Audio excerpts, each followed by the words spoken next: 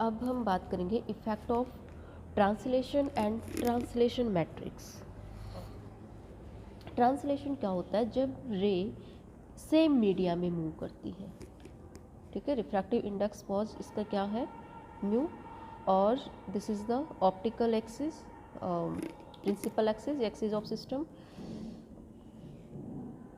ये रे आपकी same media में मूव कर रही है। अगर रे सेम मीडिया में मूव करती है तो उसको क्या बोलते हैं? ट्रांसलेशन। और रिफ्रैक्शन क्या होता है? अगर मीडिया आपका चेंज हो जाए, दैट इज़ रिफ्रैक्शन। अगर मीडिया सेम है तो ट्रांसलेशन। अब सपोज आप रे ए टू बी पॉइंट तक जा रही है। इनिशियल कोऑर्डिनेट सपोज इसके क्या है? Lambda 1 y 1, okay. And final coordinates क्या होंगे? Lambda 2 y 2। हमें एक कोऑर्डिनेट्स की वैल्यू फाइंड आउट करनी है।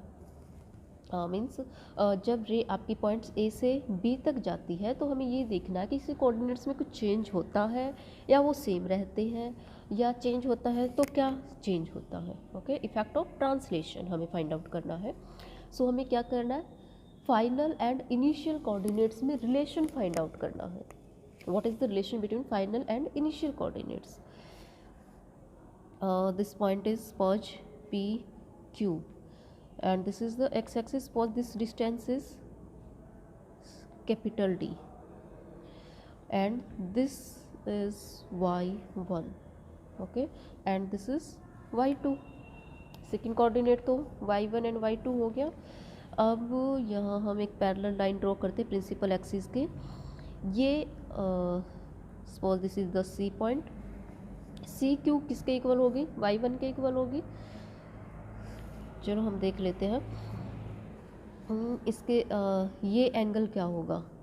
अल्फ़ा। दूसरा हमें क्या चाहिए था? Angle with the principal axis, this is alpha. यहाँ पे एंगल क्या होगा इस पॉइंट पे? दिस इज ऑल्सो अल्फ़ा, ठीक है ना। ये और ये एंगल दोनों सेम होंगे। सो अब हमें क्या करना है? y1 और y2 में रिलेशन फाइंड आउट करना है। y2 को हम क्या लिख सकते हैं? ये सी क्यू किसके इक्वल है? y1 के इक्वल है, ओके। सो y1 प्लस सी बी ये किसकी वैल्यू होगी? y2 की वैल्यू होगी। अब हमें क्या चाहिए? अब सी बी हमारे पास अननोन है। सो अब देखो हमारे पास क्या है? सी बी की वैल्यू हमें फाइंड आउट करनी। ये वैल्यू डी है, हमें एंगल पता है और ये पता है। सो इन दोनों वैल्यूज़ को यूज़ करके हम ये निकाल सकते हैं। हम इसके लिए क्या लिखते हैं? टेंजेंट फंक्शन लिखते हैं, टेन अल्फ़ा की वैल्यू क्या हो जाएगी? सो हम टेन अल्फ़ा की वैल्यू क्या आ जाएगी? परपेंडिकुलर इज बी सी, हाँ this is B C is perpendicular. So tan alpha की value B C by A C, B C by A C, B C by A C. A C की value क्या है? D. ये क्या आ जाएगा? B C by D. So यहाँ से बी सी की वैल्यू हमारे पास क्या आ जाएगी? This is equal to D tan alpha, okay. So यहाँ पुट कर दें हम। y2 की वैल्यू क्या आ जाएगी? y1 plus D tan alpha. अब चूँकि हम क्या कर रहे हैं? पैरा एक्सियल सिस्टम कंसिडर कर रहे हैं। पैरा एक्सियल सिस्टम में मतलब alpha is very small, okay. Alpha is very small, then we can write tan alpha is equal to alpha, ठीक है। For small angles tan alpha क्या हो जाएगा आपके पास? Approximately equal to alpha. So y2 की वैल्यू क्या आ गई इस केस में हमारे पास? y1 plus D alpha. ये हमारे पास y2 की वैल्यू आ गई। सो y2 एंड y1 में रिलेशन मिल गया हमें। अब किस में निकालना है? दूसरा कोऑर्डिनेट क्या बचा? लैम्डा 2। लैम्डा 2 क्या होगा? लैम्डा 2 क्या होता है? क्या हो जाएगा? म्यू। रिफ्रैक्टिव इंडेक्स सेम है यहाँ भी, सो म्यू, एंड एंगल भी सेम है, सो म्यू अल्फ़ा। लैम्डा 1 की वैल्यू क्या होगी इस पॉइंट पे? अगर हम लैम्डा 1 की वैल्यू देखें, again refractive index is same, angle is same, ठीक है। सो लैम्डा 1 और लैम्डा 2 दोनों म्यू अल्फा के इक्वल होंगे, मीन्स दोनों सेम होंगे। सो हमें क्या करना था, y2 की वैल्यू हमें निकालनी है y1 एंड लैम्डा 1 की फॉर्म में, एंड लैम्डा 2 की वैल्यू भी हमें किसकी टर्म में निकालनी है, lambda 1 and y1।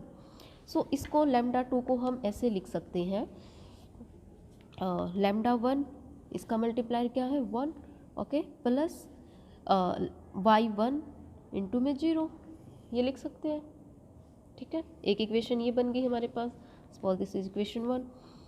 Next y2 में हम क्या करेंगे, y2 में y1 तो है, ठीक है, y1 है, हमें क्या चाहिए, लैम्डा 1 चाहिए।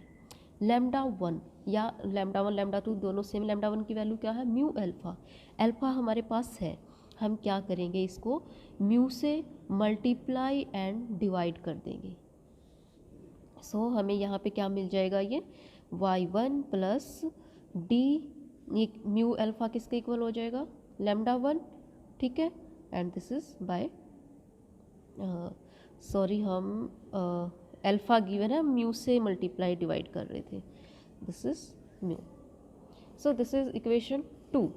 अब इन दोनों इक्वेशन से हमें क्या करना है, मैट्रिक्स लिखनी है, ठीक है। कैसे लिखेंगे, एक इक्वेशन ये है, एक ये है, तो फाइनल कोऑर्डिनेट्स की वैल्यू निकालनी है, lambda 2 y2, this is a column matrix, okay. Then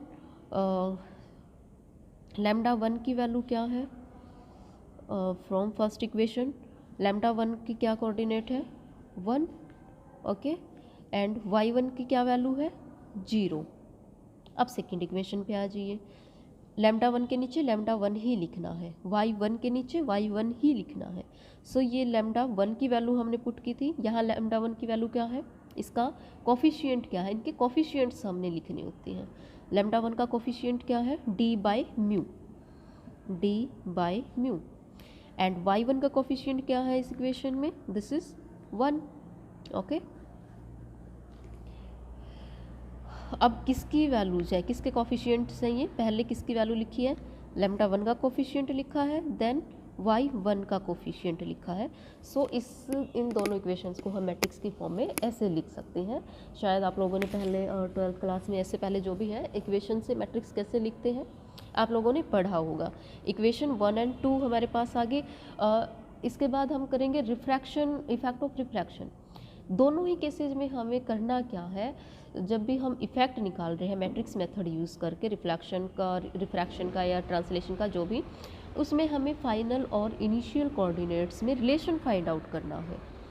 उसके लिए हम क्या करेंगे, पहले कोऑर्डिनेट्स लिखेंगे दोनों जगह, एक कोऑर्डिनेट तो प्रिंसिपल एक्सिस जो भी हमने मानी है उससे उस पॉइंट की डिस्टेंस कितनी है, this is pause y1, this is y2। Second coordinate तो हमारे पास y1 y2 ये हो गया, and first coordinate lambda 1 lambda 2। Lambda की वैल्यू क्या होगी, म्यू अल्फा।